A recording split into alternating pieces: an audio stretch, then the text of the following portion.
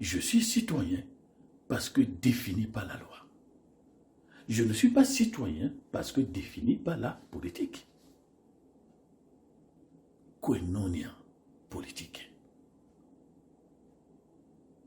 Civilis civitas.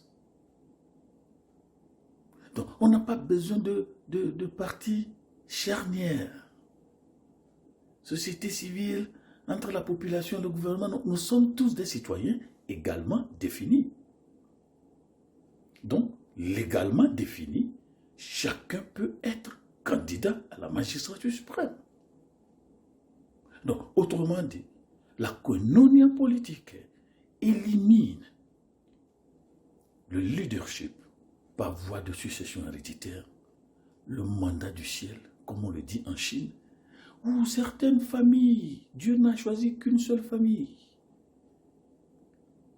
La spécification platonicienne. Et Jonathan a dit non, je ne peux pas continuer dans l'héritage politique de ma région. Il a passé la main à David. Où sont les Jonathans de nos nations qui pensent démocratie, mais en fait qui pensent ethnocratie? Où sont les Jonathans de nos nations qui disent oui, je sais que mon papa est ici, mais je ne suis pas obligé de le suivre. Je sais que c'est notre parti qui est au pouvoir, mais notre parti n'a pas besoin de toujours être au pouvoir. Mais je sais que c'est notre région qui gouverne, mais Jonathan dit, notre région n'a pas toujours besoin de gouverner. Quel courage politique! Quel demi-tour politique! La dégéographisation de la politique nationale. Il passe à la main à un autre candidat qui est du Sud.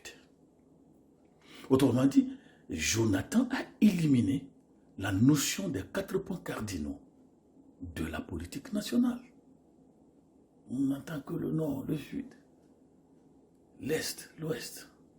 On a les centristes, on a les nord, les sudistes, les cocoïstes.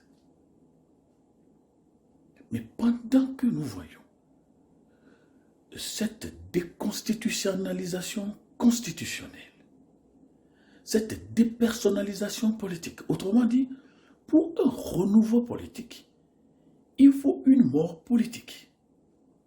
Quelqu'un doit mourir politiquement, ça c'est symbolique, ça c'est passif, oui, ce n'est pas une mort active. Mais je dois mourir mentalement, je dois mourir politiquement, je dois mourir ethniquement, régionalement.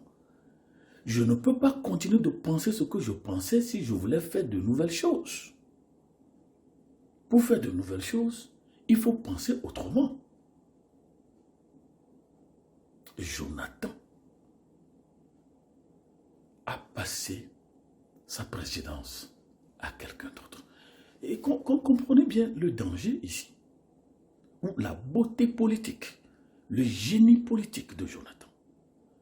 C'est comme le fils de Vladimir Poutine qui donne la Russie à un fils de Donald Trump ou de Xi Jinping. C'est comme un fils de Pharaon qui donne l'Égypte à un fils de Moïse. C'est une catastrophe politique. Mais Jonathan a dit, si on veut faire une nouvelle politique, dans certains pays on appelle la nouvelle marche, on ne peut pas continuer de penser tel qu'on pensait. Il faut penser autrement. Et c'est là le danger. Où on n'est pas sûr de passer la balle. On n'est pas sûr de passer la main. Et c'est ici aussi notre appel aux opposants de l'Afrique. Pourquoi Jonathan était-il si confiant de passer la main à David? On l'avait dit. Un arriviste sur le terrain politique, c'est comme ça qu'on le dit dans plusieurs nations, Non, mais c'est un arriviste. C'est un aventurier. Il ne connaît pas grand-chose. Il a fait que l'école, mais il n'a pas un arrière-plan politique. Jonathan est en train de déconstruire tout cela. Ce sont de fausses conceptions politiques. Ce ne sont pas des vérités politiques. L'expérience aide.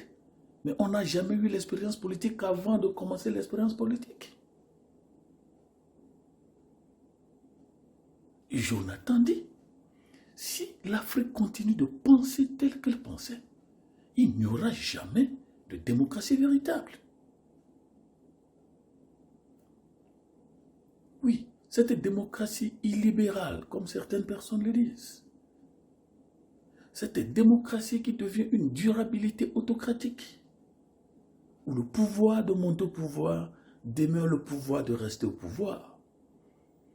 Cette démocratie non démocratisante qui fait que pour vivre dans certaines nations, il faut opter pour le silence politique. Jonathan en appelle au président de l'Afrique, en appelle au gouvernement de l'Afrique, en appelle aux leaders de l'Afrique. Déconstruisez la politique nationale et pour le faire, il faut déconstruire votre pensée politique. Et qu'est-ce qui a donné ce courage à Jonathan? C'est l'opposant. David n'est pas un opposant. C'est le papa de Jonathan, le président actuel, le parti au pouvoir, qui pense que David est un opposant. David n'est pas un opposant. David est un patriote qui a apporté sa pierre à l'édifice national. C'est comme on dit au Togo, Togolais vient. Bâtissons la cité. Le Togolais est venu pour bâtir la cité. Il n'est pas un opposant. Il ne fait que respecter la déontologie de la marche républicaine. Il n'est pas un opposant. Le bébé président a compris ce que papa président ne comprenait pas.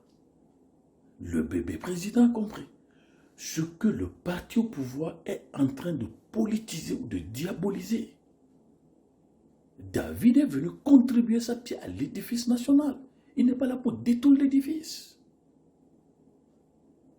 Jonathan a compris. Et Jonathan a vu les actes politiques de David. Après avoir tué Goliath, l'ennemi numéro 1 de notre nation, les effets résiduels de la colonisation, le colonialisme, le tricolonialisme, il est retourné à sa fonction d'alors, le joueur de la harpe thérapeutique pour la guérison du chef de l'État. Il n'a pas fait de bruit. Et il n'a pas manifesté ce que nous appelons the motivation to lead. Je ne suis pas venu tuer Goliath pour prendre le pouvoir. Et je ne suis pas venu tuer Goliath pour lancer des raids ethniques. Je suis venu tuer Goliath parce que c'est mon devoir civique. Je suis venu tuer Goliath parce que nous sommes fatigués de l'ennemi numéro 1, nous sommes fatigués. Je suis venu tuer Goliath parce que mon armée était assise dans la vallée de l'ombre, de la débandade. Ce n'est pas le pouvoir qui m'intéresse. Le bébé président savait ça, il a vu ça. Il a des preuves. De deux, David est revenu chez le chef de l'État. Il a donné la victoire à la nation.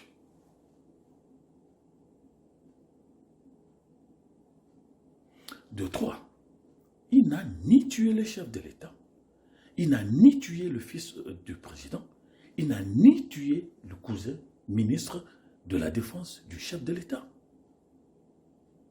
Il n'a pas fait de bruit. Donc, sur ces actes politiques, bébé président a compris que David est un démocrate. Autrement dit, il respectait la Constitution. Jonathan a compris que David n'est pas venu pour exterminer notre ethnie, exterminer notre famille. Il est respectueux des acquis de notre famille. Bébé président a lu ces actes combien louables de David. Il n'est pas un opposant. Alors, il donne son manteau à David. Je suis prince de la famille, mais toi tu es prince du peuple. Je suis prince de mon ethnie, mais toi tu es prince du ciel. Moi je représente mon père, mais toi tu représentes le peuple. Alors, pour être leader, il faut représenter le peuple. Et de jurer, tu as aussi éliminé l'ennemi numéro 1 de la nation. Tu es digne de prendre le pouvoir. Et je te le donne. Donc, Jonathan a montré ce qu'on appelle the selfless leadership. Le leadership désintéressé. Et Jonathan a prononcé sa mort politique pour que vive la nation. Mais David lui a donné des garanties. C'est ici que nous en appelons l'histoire Afrique, au consortium des David et Jonathan de l'Afrique. Ceux qui sont nos ministres, ceux qui sont nos chefs de l'État, et ceux qui sont nos opposants. Est-ce qu'on peut s'asseoir et avoir une vraie discussion? Est-ce qu'on a le courage politique? Perdre quelque chose pour que vive la nation? Ou avoir la nation pour qu'on perde le pouvoir? Et c'est comme ça que dans plusieurs nations, on a le trône, mais on n'a pas le peuple. Et on a le peuple qui n'a pas de trône. Et plusieurs nations savent que les vrais leaders sont là. Donc, David a montré au parti au pouvoir que je ne suis pas intéressé par votre pouvoir. D'ailleurs, je suis à votre service.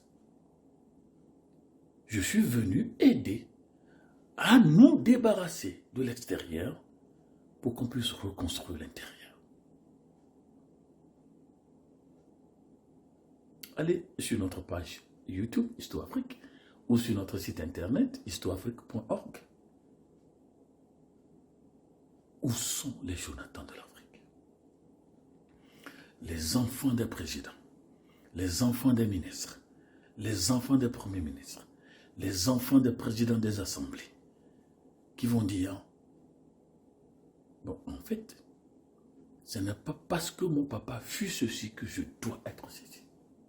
Mais je respecte aussi le chef de l'État, qui n'a pas tué son enfant dans le cachet. Nous allons voir ça dans la suite de l'enseignement. Et nous allons aussi voir comment, toujours dans le stratagème de se débarrasser de David, le président entrant, pendant que les enfants faisaient le mariage politique, le papa président va proposer un mariage normal. Placer sa fille comme un piège à David. Au revoir et à la prochaine.